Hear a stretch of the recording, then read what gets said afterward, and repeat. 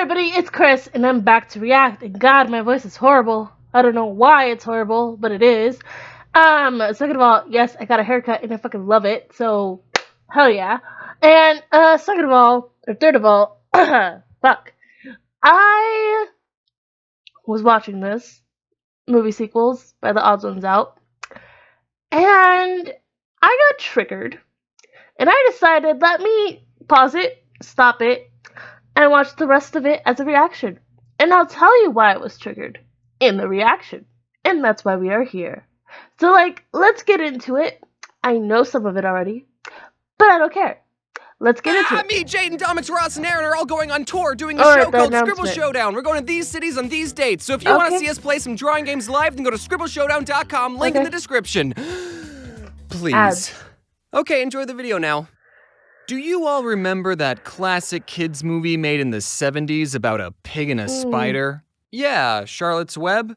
Remember how it made us a lot of money? Okay, just really fast. This actually did confuse me because I thought this was going to be a re-upload just because of the beginning. Wait, didn't we already have this conversation? Yeah, deja vu. Yeah, we did. But we're remaking this conversation with better graphics and Will Smith.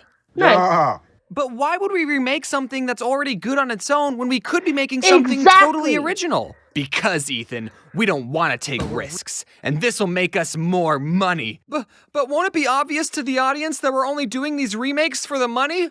They'll watch it anyways. I don't want So basically, YouTube in a nutshell right now. you to think that I think that all sequels and remakes are bad. One of my favorite movies is a spin-off, and I'm very excited for the remake of The Dark Crystal to come out. And if you think I'm going to make a video talking about it when it comes out, you are absolutely correct. So Disney is remaking a bunch of classical movies into live action. They did it with Tarzan, Alice in Wonderland, and they did it with 101 Dalmatians twice. And as someone who enjoys cartoons a little too much, I think it would be cool if they remade Treasure Planet or Atlantis into live action. Okay, I agree with this. Let me tell you why. Treasure Planet is I had to do a whole book report on this, by the way, and it was fucking fantastic, in my opinion. I don't know what the teacher said. But Treasure Planet has to do with the maturity of a boy into a man, and Atlantis was just fucking cool. You're in Atlantis, and not only that, it has engineering, it has fantasy, scientific facts, it has adventure and action. Yes! Make this into an actual live action movie, please. Both of those movies are underrated and have a lot of high-stake action-packed adventure that would be perfect for a reboot. Yeah. And if they did get a reboot, it would introduce a new generation of kids to these awesome movies. Exactly. But that's just my opinion. I'm sure Disney has good reasons for making sequels and spin-offs. Speaking of Disney sequels, I bet some of you forgot the very old straight-to-VHS Disney sequels. I try to forget about them every day. You can have your own opinion on the Disney sequels, but all the ones that went straight to VHS are terrible. Even The Lion King too? No. That one emo lion was kinda hot. Okay, I did forget about Kovu. And yeah, Kovu was hot. I'm sorry, but he was fucking hot. I'm saying the F word so much today, I'm so sorry. But he was hot. Did I stutter? I know all those sequels were technically done by a different studio, but let's just hope that Disney will finally break the bad sequel streak with Frozen 2. Or they should just let it go straight to VHS. Puns.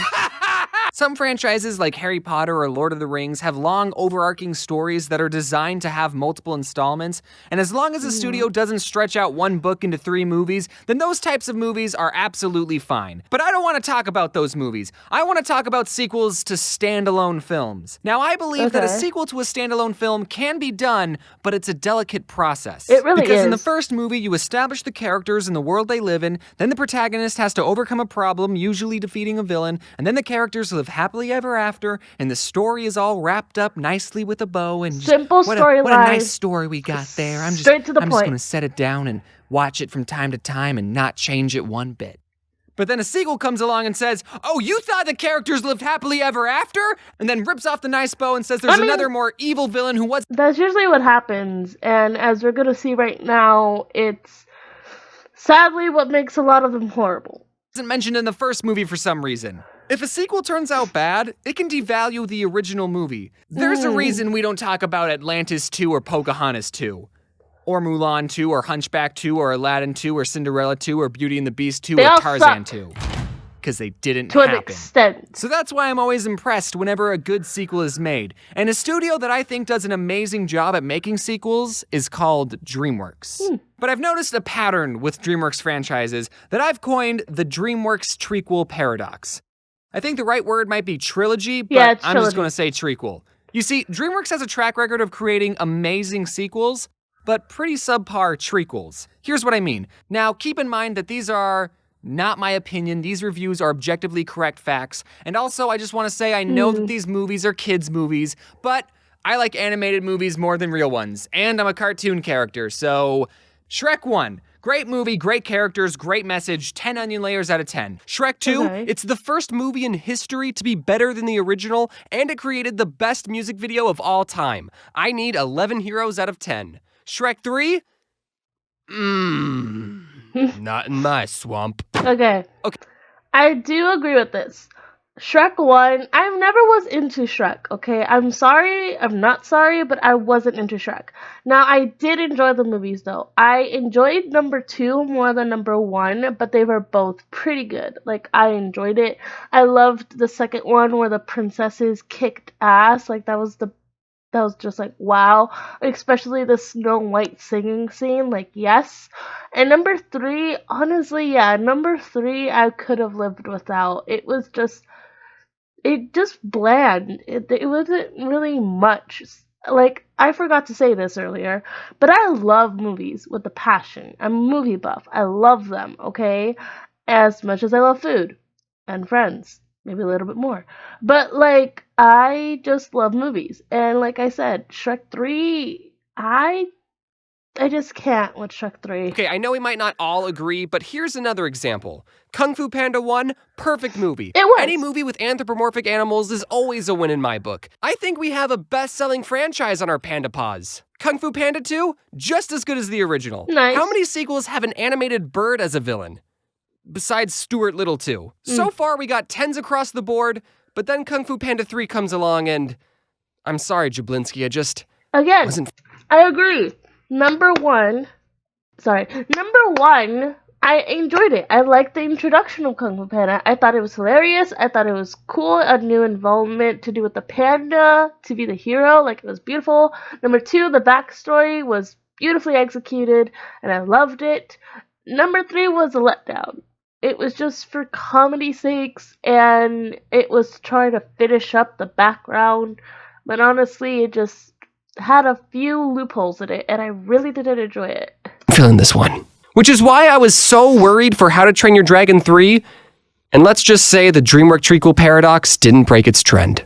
Okay, no, this is where I got triggered. Let me tell you something.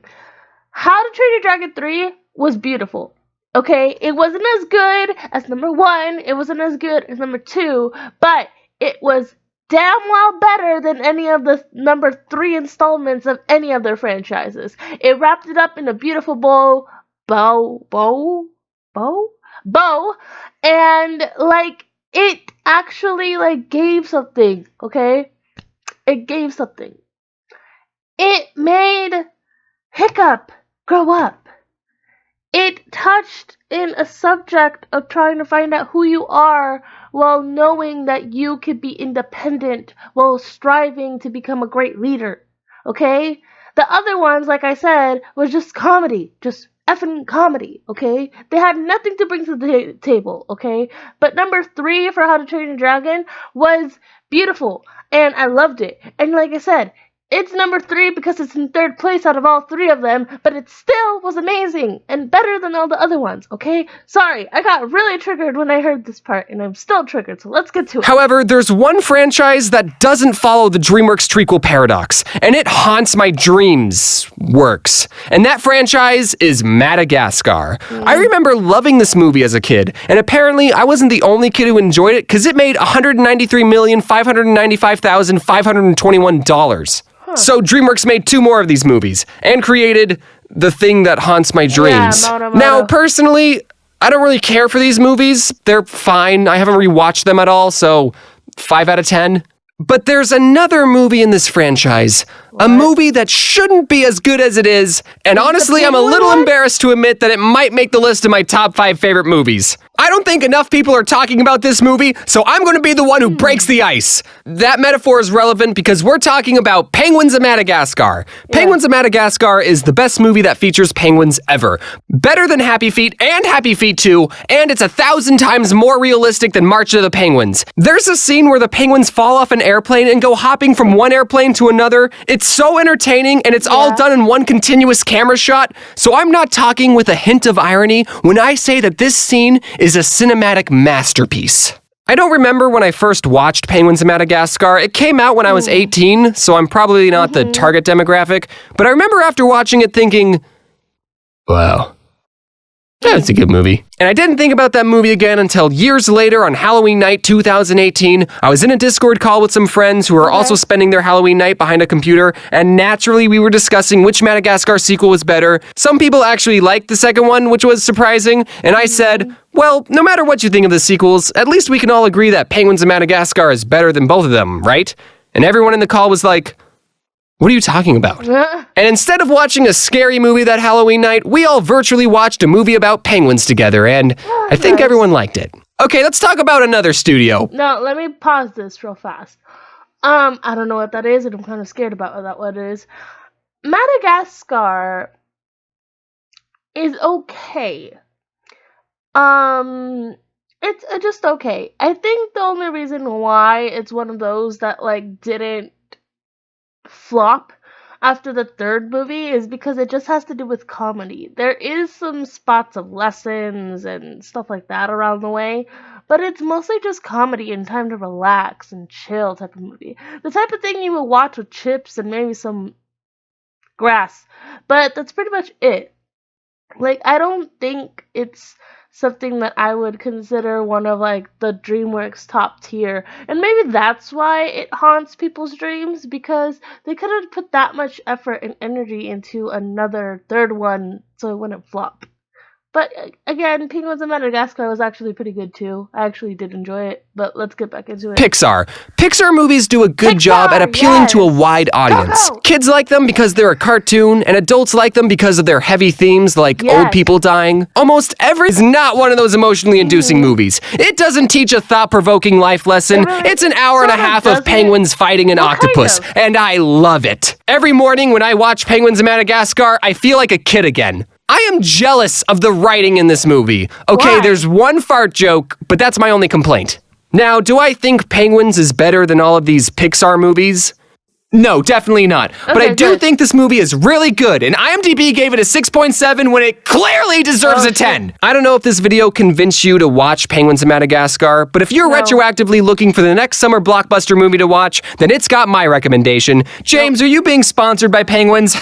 I wish. There wasn't really a point to this video, I just wanted an excuse to talk about my favorite DreamWorks spinoff. So, in conclusion, I'm really excited for The Dark Crystal 2 coming out on Netflix. The show's being released on August 30th, which is coincidentally this channel's 5-year anniversary. Oh, wow.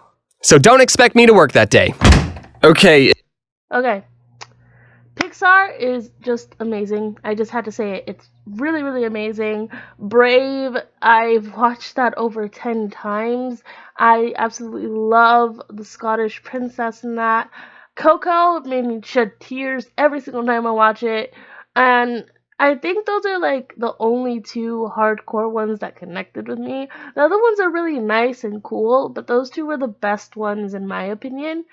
But yeah, you know, like, I talk about penguins though, that was a lot of penguins, but I get it. Like, once you have that movie that you absolutely love and grips your very soul and being, you can't shut up about it.